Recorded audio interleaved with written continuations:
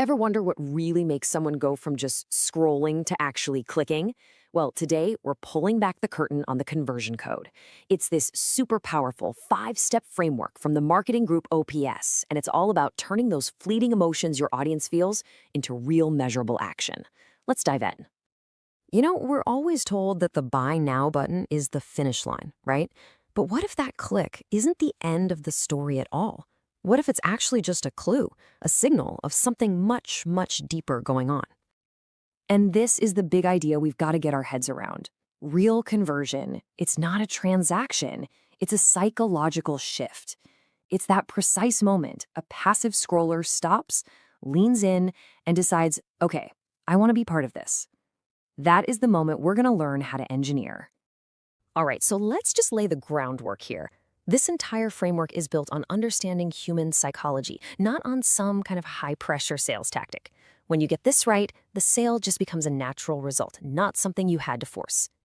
So how do we actually engineer that shift in behavior? Well, the conversion code breaks it all down into 5 sequential gears. I want you to think of it like a combination lock. You have to turn each one in the perfect order for the vault to open. You miss one, you mess up the order, nothing happens. But when you align all 5, conversion starts to feel absolutely inevitable. So here they are: trigger, trust, tension, timing, and transaction. Simple, right? Let's break down exactly how these 5 gears lock into place to turn a tiny spark of interest into a real, decisive action. First up, you've got the trigger.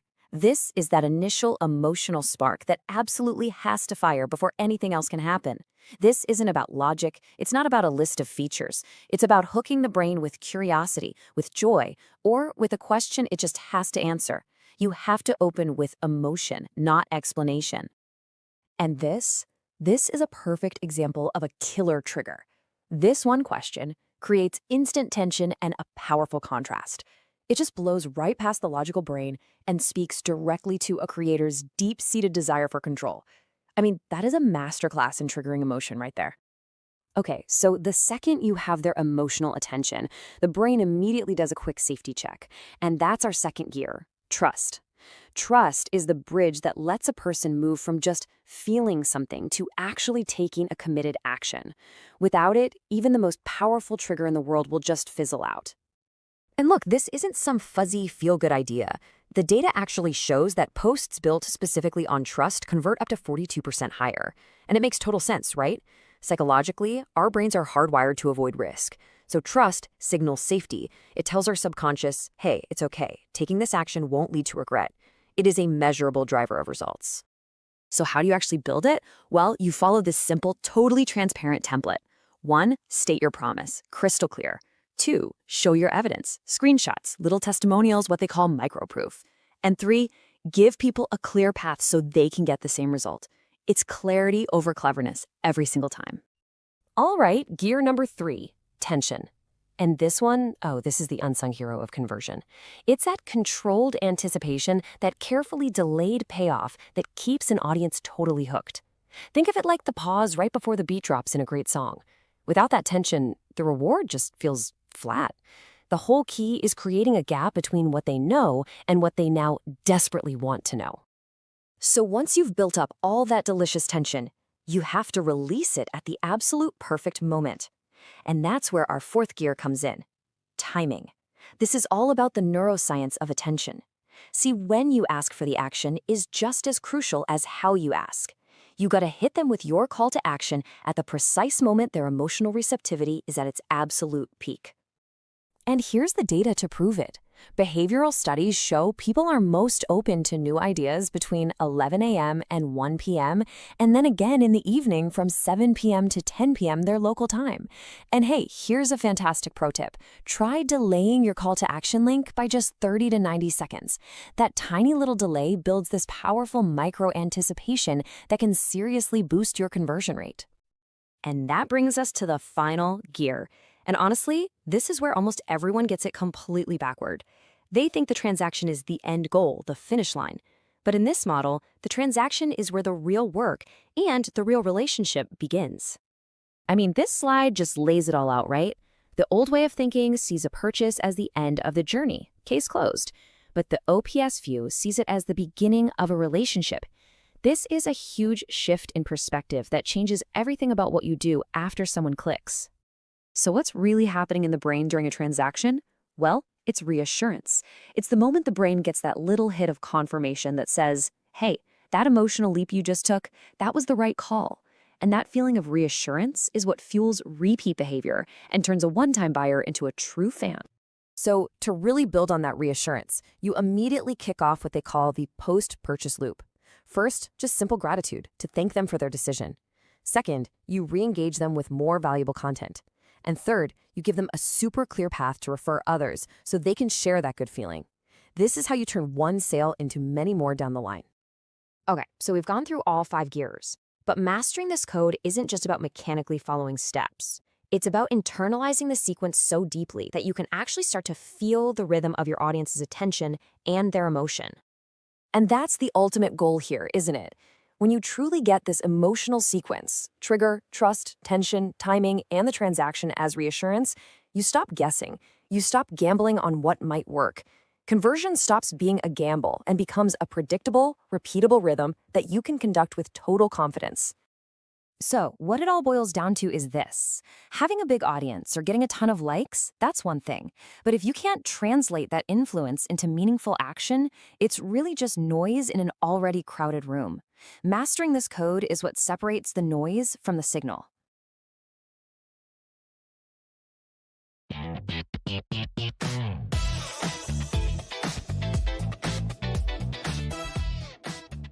Welcome back to the deep dive.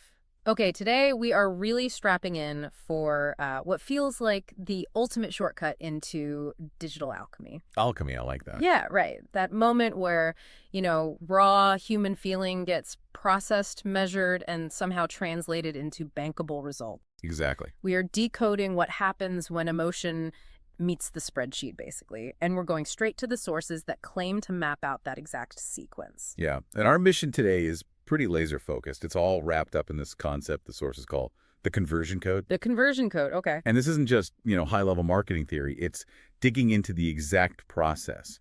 How does a single fleeting burst of attention, that hype moment, turn into actual sustained revenue and participation long-term? Right, because conversion isn't just the sale itself. No, fundamentally, it's a reliable, measurable shift in behavior. That's the key.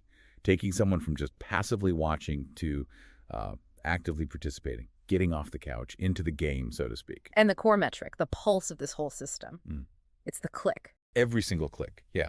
Every tap. Even that momentary hesitation before someone acts, that's what they call a pulse. It's the instant a feeling decides, okay, let's do this. Okay, so let's unpack this blueprint then, this engineering of human action. Well, the OPS model, that's the operational blueprint we're looking at. It's fascinating because it kind of flips the usual script, instead of high-pressure tactics. Yeah. It starts with psychology. Understanding the brain's rules first. The idea is, if you follow those rules, you guide that human pulse naturally from curiosity right through to, clicking the button. Conversion becomes almost inevitable. So they didn't just guess this, they distilled it into a sequence. Exactly. A 5-step sequence, 5 sequential gears, they call them. And they have to align perfectly every single time. Okay, let's hear them. The conversion code gears. All right. So number 1, trigger, then trust. After that, tension, then timing, and finally, transaction. Trigger, trust, tension, timing, transaction. Okay, sounds straightforward enough when you listen like that. Yeah, but the sequencing, the flow between them, that's absolutely everything. The first gear, the trigger, that's your starting point. The emotional cue. Precisely. Yeah. That initial spark could be curiosity, maybe a little bit of envy, even joy. You start there, foundationally psychological. You have to nail this first bit. Because if it feels forced. Exactly. If the sequence doesn't feel natural, if that decision doesn't feel, like I said, almost inevitable to the person, you break the flow right there. Sale lost. Instantly. Okay, let's dive straight into that first gear then. The trigger. The material is super clear on this. Open with emotion, not some long explanation. Right. Don't waste those first few seconds. Yeah, we see creators do that all the time, right? These elaborate intros. Yeah. But the research notes say the human brain just locks onto tension or contrast way faster than it processes logic. You've got to grab them before they can think their way out of clicking. So tactically, what does that look like? It means if you're starting a post, a video, whatever, lead with a question or a really sharp contrast, maybe a micro story, something that engages that feeling instantly. You're not selling yet. Not at all. Yeah. You're just trying to hook into the cognitive process, the bit that actually governs the decision-making.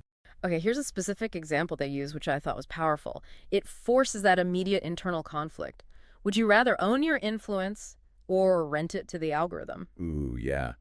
That ownership versus renting thing. Yeah. It's emotionally loaded. It forces you to pick a side, kind of self-identify right away. Okay, so trigger set. Feeling engaged. What's next? Gear 2. Gear 2, trust. And this is critical. It's the bridge, really, between that emotional spark and actually getting someone to click, to transact. If they feel the hype, but they don't trust the source. The energy just fizzles out. Completely, yeah. Yeah. And the data here was pretty surprising, actually. OPS data apparently shows that these trust-based posts, consistent tone, clear intent, some social proof, they convert up to 42% higher. Wow, 42%. That's a massive lift, just based on perceived reliability. Yeah, it really suggests people are buying based on signals of reliability, not just like flashy offers. That makes you wonder, doesn't it? Does being too clever or too aggressive with the sales pitch actually hurt conversion compared to just being steady, reliable? I think that's exactly what they're suggesting. Aggressive pitches make the brain work harder. Am I being manipulated here? Trust, though, it lowers that perceived risk.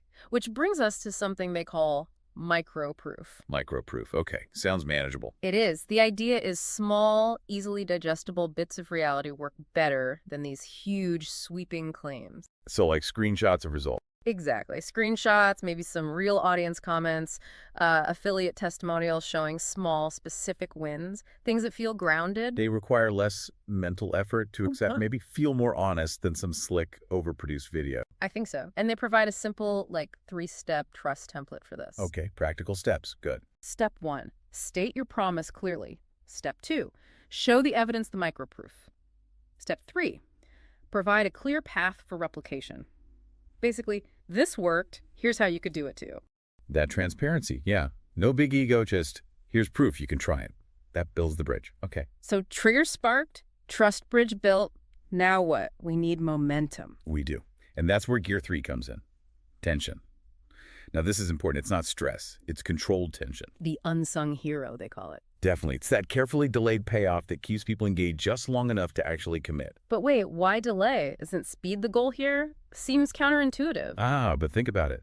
Without anticipation, the reward itself feels, well, flat. You need that little psychological pause, that holding back, to heighten the perceived value of what's coming. Creating a commitment gap, as they put it. Precisely. That space between seeing the value and getting the payoff. Like in music, it's the pause right before the beat drops, right? Yeah, okay. Builds the energy. It ensures the decision is made while that emotional temperature is still high. Yeah. You don't want it to cool off. Okay, that makes sense. That controlled delay. It leads perfectly into gear 4 then. Exactly. Timing. Because you can have the trigger, the trust, the tension. But if you drop the link or the call to action when someone's distracted or not receptive, you lose them. All that work wasted. Wasted. Delivery has to hit when that emotional receptivity is peaking. And they actually cite behavioral studies here with specific times. Yeah, based on the neuroscience of attention rhythms. And these windows keep popping up in the data. Roughly 11 a.m. to 1 p.m. local time, and then again 7 p.m. to 10 p.m. local time. Peak focus times, when people are maybe less bogged down with tasks. That seems to be the idea. More focus, maybe more open to acting on those emotional triggers we set up earlier. So practically then, you don't just spam links whenever, you sync them. You sync them. Post the emotional content first to trigger, build attention then, maybe 30 to 90 seconds later, you add the crucial link. Ugh, that little delay again. That's the final bit of tension. That's the idea. Creates that micro-anticipation. Makes the click feel like a release, not just a cold demand. It respects the attention rhythm. And apparently it converts demonstrably higher than just dropping the link immediately. Okay, trigger, trust, tension, timing. That brings us to the final gear. Number 5, transaction. Right. And most people, most creators, probably think, okay, they click, done, conversion complete. But not in this OPS model. No. In this model, that click is where the real repeatable work actually begins. How so? Because the transaction, behaviorally speaking, isn't just about the money changing hands. It's about reassurance. It's the brain getting confirmation. Okay, you took a risk, you navigated it, and you made the right emotional decision. Ah, so it closes the loop emotionally. Precisely. And that closure, that feeling of reassurance, that's what fuels repeat behavior, which is, where the long-term profitability really lies. Okay, this is where the loyalty algorithm comes in then. They track repeat buyers. Yeah, using two key metrics mainly. One is average views per viewer, AVV measuring sustained engagement, and the other is something called repeat purchase latency. Repeat purchase latency. Wait, so not just if they buy again, but how fast they buy again. Why? Why does the speed matter so much? Because that speed, that latency, it's like a direct readout of the emotional closure from the first sale. Right. The sources explain, the shorter that latency, the less time between purchases, the stronger that initial emotional reassurance must have been. If the first transaction felt good, felt right, quickly, the emotional system is primed to repeat faster. So if you nail that post-purchase experience... You shorten the latency, Yeah. you make repeat buys more likely and quicker. Creators need to stop guessing and start refining that immediate post-purchase moment to maximize that closure. Okay, so this is how you get to that idea of turning one sale into 7. It's about the follow-up loop. Exactly, turning buyers into advocates, into repeat participants. And there's a specific 3-part follow-up they say is essential. What are the parts? How do they target that repeat behavior? Okay, so the 3 parts hit immediate psychological needs. First, immediate gratitude. Acknowledge the buyer right away, validate their decision, make them feel seen. Simple enough. What's second? Second is re-engagement. Offer something valuable right away, maybe insight, behind-the-scenes stuff, something that justifies the purchase immediately and makes them feel like they got more than they paid for. Reinforces the good feeling. Okay. Gratitude, re-engagement, and the third part. Third is providing a clear referral path. Something easy like share this track and earn 2, or tell a friend, get a discount. It brings them into the community, makes them feel like a partner, not just a customer. Turns them into voluntary affiliates, basically. Yep, and that feeling of partnership, of being valued, that also helps reduce the latency for their next purchase. It's a whole system. A symptomatic loop. So that initial emotional pulse keeps generating value long after the first click. It really drives home that point they make. Influence without conversion. It's just noise. Absolutely. If you can't translate the attention you get into profitable action using this kind of psychological sequence, then the message just fades. Doesn't matter how good it was. So pulling it all together, it seems conversion isn't really about convincing people with logic or features. It's about sequencing emotion correctly. Yeah, it's like the architecture of attention, translated step by step into measurable action. Not persuasion, but sequence. Okay, let's quickly recap that full 5-step sequence one last time for everyone listening. First, trigger the feeling. Emotion first. Second. Build trust. Use those microproofs. Make it feel safe. Third. Create tension, that controlled delay, the commitment gap. Fourth. Time it perfectly, hit those peak attention windows, use the slight delay. And fifth, finally. Reward the decision. Make the transaction effortless and follow up immediately with reassurance. Close that emotional loop. Trigger, trust, tension, timing, transaction, the conversion code. That's the sequence. All right. And here's maybe a final thought for you to chew on, building on all this. Yeah. Once you really master this conversion code, once you get the rhythm of this psychological sequence down, the sources suggest you stop chasing algorithms, you stop chasing audiences, they start chasing you.